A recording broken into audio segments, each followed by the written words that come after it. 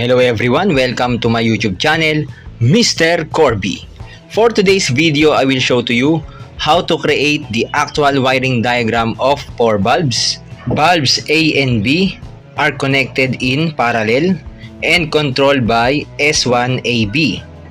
And bulbs C and D are connected in parallel and controlled by S1CD with convenience outlet or CO. And this will be the arrangement of the conduits. And these are the 4 junction box where the connections of wire are being done. And the circuit breaker. And now let's proceed to the wiring connections. From CB, line 1 source connected to line 1 load of bulb letter A. And another line 1 source connected to line 1 load of bulb letter B. Next, line 2 load of bulb letter B and line 2 load of bulb letter A are connected going to the input terminal of S1AB.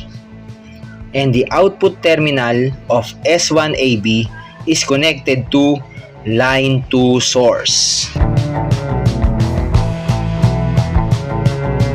Next, line 1 source again connected to line 1 load of bulb letter D. And another line 1 source connected to line 1 load of bulb letter C.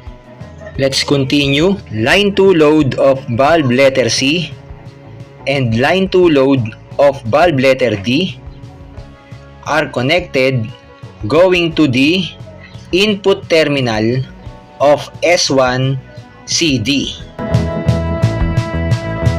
And the output terminal of S1CD is connected to line 2 source.